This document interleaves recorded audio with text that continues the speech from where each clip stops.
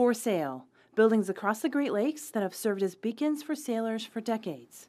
The federal government has sold or given away about 120 lighthouses across the country since 2000.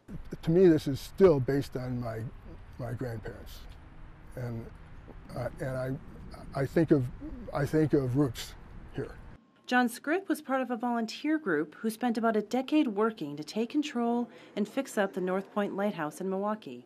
It opened to the public in 2007. Since then, more than 80,000 people have come through it. This was built in 1854. The light was lit in 1855.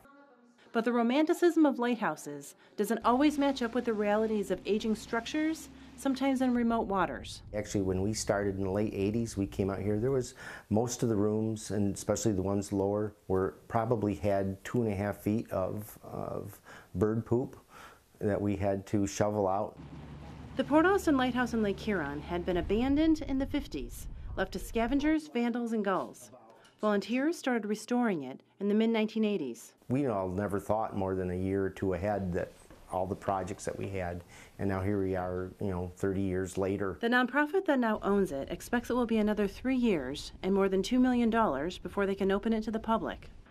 It's a journey the city of Port Washington is just about to start. The National Park Service recently selected it to become steward of the 81-year-old lighthead. It's been resounding, and people want this to be locally controlled, locally owned.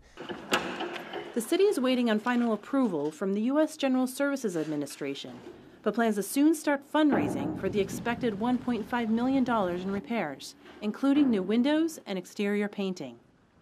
The challenge of bringing a lighthouse back to life. Worth it to enthusiasts. I can see that we'd have this for, coming generations to enjoy. It's a lot better to do this than to have it torn down. The price of saving a piece of maritime history. Carrie Antelfinger, Associated Press.